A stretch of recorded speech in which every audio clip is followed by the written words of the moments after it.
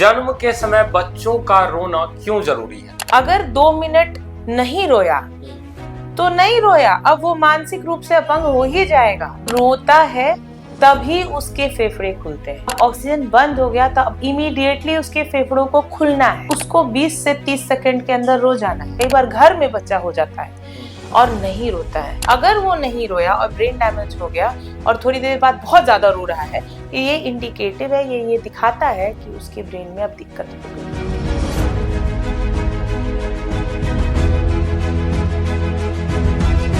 नमस्कार, मैं हूं अमन कश्यप और आप देख रहे हैं केवी स्टूडियो का हेल्थ रिलेटेड कार्यक्रम हेल्थ स्टोरी। हेल्थ स्टोरी के आज के इस एपिसोड में हमारे साथ एक बार फिर डॉक्टर प्राची मैम हैं और आज का जो हमारा टॉपिक है वो है कि जन्म के समय बच्चों का रोना क्यों जरूरी है। वीडियो आपके लिए बहुत ही इंफॉर्मेटिव होने वाली है, इसलिए वीडियो को अंत तक जरूर देखिएगा और वीडियो इंफॉर्मेटिव लगे तो वीडियो को लाइक करिएगा और ज्यादा से ज्यादा शेयर जरूर करिएगा। तो चलिए शुरू करते हैं इस वीडियो को।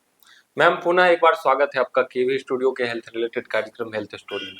जी धन्यवाद हेल्थ स्टोरीज को मुझे आमंत्रित करने के लिए आपके पेज पे।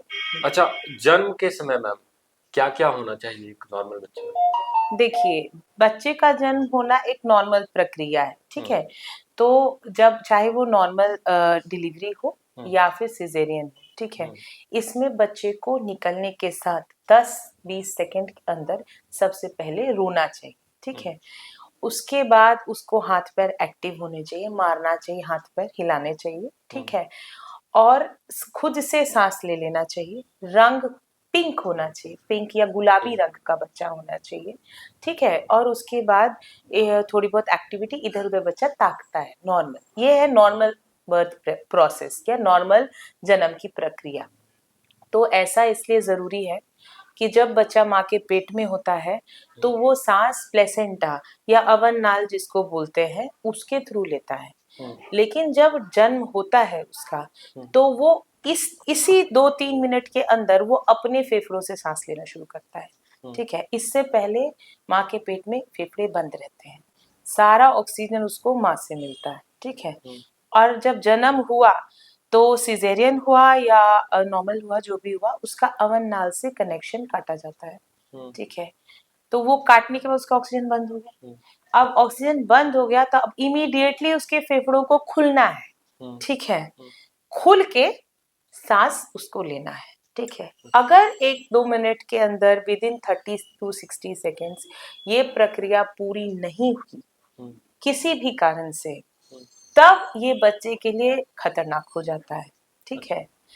खतरनाक इसलिए हो गया क्योंकि उसके शरीर में ऑक्सीजन नहीं गया, जिससे सबसे ज्यादा इफेक्टेड उसका दिमाग या ब्रेन हो जाए, ठीक है। रोना भी बोला जाता है कि बच्चे का रोना भी बहुत जरूरी होता तो है। रोता है तभी उसके फेफड़े खुलते हैं। अच्छा। अगर वो नहीं रोया तो इसका मतलब उसका फेफड़ा खुला नहीं, समझ गए। तो ये बात उसके शरीर के अंगों को ऑक्सीजन कम हो गया क्योंकि अमन नाल तो कट गया, माँ से तो ऑक्सीजन मिल नहीं रहा है और अपना उसका फेफड़ा नहीं खुला, ठीक है। तो नहीं रोना एक गंभीर समस्या है, इसको मजाक में नहीं लेना चाहिए, ठीक है। और उसको 20 से 30 सेकंड के अंदर रो जाना है। अगर वो नहीं रोया तो ऑक्सीजन की कमी होने लग जाएगी शरीर के सारे अंगों को, जिसमें सबसे ज्यादा इफेक्टेड ब्रेन होगा। और ये ब्रेन होगा और दिमाग होगा। और ये जो नहीं रोना है, अगर ज्यादा देर तक रह गया और तो उसके दिमाग को ऑक्सीजन नहीं जाएगा तो इसको मानसिक रूप से सारे जिंदगी के लिए अपंग तक बना सकता है या बच्चे की डेथ भी हो सकती है। अगर बच्चा जन्म के बाद तुरंत नहीं रोया तो फिर क्या करना चाहिए? देखिए, क्योंकि हर डिलीवरी हम लोग नहीं अटेंड करते हैं, हम लोग एक पर्टिकुलर ही कर सकते हैं। कई बार दूर दूर के स्थितियों में प्राइमरी हेल्थ सेंटर्स पे, कई बार घर में बच्चा हो जाता है और नहीं रोता है, ठीक है। तो वहां आप क्या कर सकते हैं, आपके पास क्या ऑप्शन है। मान लीजिए बच्चा हो गया और नहीं रोया, सबसे पहला काम है कि आप उसके पैर पे या पीठ पर थोड़ा सहलाएं ताकि वो उसको स्टिमुलेशन मिल सके, बच्चा थोड़ा स्टिमुलेट हो और उसके फेफड़े वो रोए और किसी तरह फेफड़ा खुले। अगर ये फेफड़ा नहीं फिर भी नहीं खुलता है तो हम लोग उसको मशीन की मदद से, एम्बू बैग होता है हमारे पास, उसके फेफड़ों को खोलने की कोशिश करते हैं, समझ गए। इसीलिए ज्यादातर डिलीवरीज एक अच्छे सेंटर पर जहाँ कोई पीडियाट्रिशियन हो, कोई बच्चे का डॉक्टर हो, वहाँ करवाने में बेहतर है, क्योंकि अगर ऐसी कोई दिक्कत हुई तो बच्चे को इमीडिएट समुचित सपोर्ट मिल पाएगा। जो अगर घर पे डिलीवरी कर या ऐसी जगह डिलीवरी हो रही है जहाँ पे कोई बच्चे का डॉक्टर नहीं है उस पेशेंट को देखने के लिए, ये एक बच्चे का डॉक्टर का नहीं होना और उस टाइम उसको अगर सपोर्ट नहीं मिला तो बाद में इसकी भरपाई बहुत मुश्किल है। ठीक है, तो ये एक सीरियस बात है जो अभी तक आम जनता को नहीं पता है कि अगर 2 मिनट नहीं रोया तो नहीं रोया, अब वो मानसिक रूप से अपंग हो ही जाएगा। आप इतनी देर में उसका ब्रेन डैमेज हो चुका और ये लाइफ लॉन्ग के लिए बच्चा मानसिक रूप से अपंग हो जाएगा, बाद में सेरिब्रल पाल्सी जैसी बीमारियां हो जाएंगी। तो ये मतलब और अगर इसको मिल गया वो रिससिटेशन अच्छा से बर्थ पे, तो ये मानसिक रूप से अपंग नहीं होके नॉर्मल जीवन जी लेता है ज्यादातर केसेस में। तो इसलिए ये बच्चे का नहीं रोना और जो एक भारत सरकार नेशनल रिससिटेशन प्रोग्राम चलाती है जिसको हम एनआरपी बोलते हैं, हम लोग भी उसके पार्ट हैं। हम लोग हर जगह जाकर बिहार के, हम लोग नॉर्थ बिहार देखते हैं, तो हम लोग हर गांव में हर जगह जितना संभव है जो भी प्राइमरी हेल्थ वर्कर हैं हमारे ग्राउंड लेवल पे, उनको हम इतना ट्रेनिंग देने की कोशिश करते हैं कि कम से कम स्टिमुलेट करे बेबी को, थप्पड़ ऊपर मार के हल्का, बहुत ज्यादा नहीं मारना है, उल्टा नहीं लटकाना है। आजकल पहले था कि उल्टा लटका देते बच्चे को, तो ये सब चीजें अब खत्म हो गई हैं। उल्टा नहीं लटकाना, हल्का थप्पड़ मारना है, ना हो तो हमारे पास एम्बू बैग वेंटिलेशन होता है, तो हम लोग उसको एम्बू बैग स्टिक सिखाते हैं सिस्टर्स को, प्राइमरी हेल्थ वर्कर्स को, एएनएम्स को, जो बर्थ अटेंड करती हैं, ट्रेन बर्थ अटेंडेंट्स को कि करती हैं।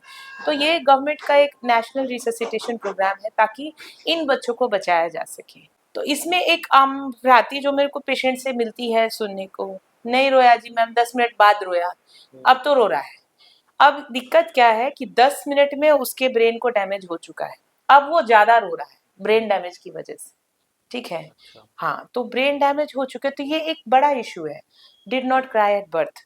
और बिहार में एनआरपी प्रोग्राम और बिहार का जो डेटा है अगर आप देखिएगा तो नवजात शिशु में रिससिटेशन एनआरपी प्रोग्राम बहुत अभी पीछे चल रहा है बाकी स्टेट से। ठीक है, वहाँ पे जगह जगह गांव गांव तक पहुंचा हुआ है, बट हमारे यहाँ अभी तक डिस्ट्रिक्ट्स में भी खूब अच्छा NRP resuscitation train birth attendants को नहीं मिल रहा है। इस वजह से हमारी जो सेरेब्रल पाल्सी की रेट है वो हायर है नवजात शिशु में। और ये घटना इसलिए दिक्कत की बात है क्योंकि ये बच्चे, एक बार वो 2 मिनट मिस हो गया तो हो गया, अब वो बच्चा नॉर्मल नहीं हो पाएगा, हम कितना भी उसको ट्रीटमेंट देते। अच्छा अच्छा, कितना रोना सामान्य माना जाता है अगर ज्यादा रो रहा है बच्चा? देखिए, ज्यादा रोना और बर्थ पे उसको रोना है, ठीक है, अगर वो नहीं रोया और ब्रेन डैमेज हो गया और थोड़ी देर बाद बहुत ज्यादा रो रहा है, ये इंडिकेटिव है, ये दिखाता है कि उसके ब्रेन में अब दिक्कत हो गई। ऐसे बच्चों को इमीडिएटली भर्ती करना पड़ता है, ऑक्सीजन देना पड़ता है, कई बार सांस की मशीन पे देना पड़ता है ताकि जो ऑक्सीजन की कमी ब्रेन में हो चुकी है उसको हम पूरा कर सकें। तो कई बार केसेस में देखिए अगर बहुत सीवियर नहीं है तो ये रिकवर कर जाते हैं बेबीज। ठीक है, रिकवर करके बाद में मानसिक रूप से नॉर्मल भी हो जाते हैं। ठीक है, लेकिन बहुत सारे केसेस में मानसिक रूप से अपंग हो जाते हैं और बहुत ज़्यादा सीवियर होता है तो डेथ भी हो जाती है, जिसको हम लोग बर्थ एस्फिक्सिया बोलते हैं। ठीक है, तो आम पब्लिक को इस वीडियो के माध्यम से मैं ये बताना चाहती हूँ क्योंकि हम लोग देखते हैं कि आम पब्लिक अभी भी डिलीवरी घर में करा रही है या ऐसी जगह करा रही है जहाँ बच्चे का डॉक्टर या रिससिटेशन का सामान अभी तक अवेलेबल नहीं, जबकि उनके पास ऑप्शन है। प्राइमरी हेल्थ सेंटर्स हैं, सदर अस्पताल है, और भी हैं बहुत सारे डॉक्टर्स आजकल पेरिफेरीज में हैं, बच्चों के डॉक्टर वगैरह, तो उनके पास ऑप्शन है, पर फिर भी उनको लग रहा है नॉर्मली तो है, हो जाएगा।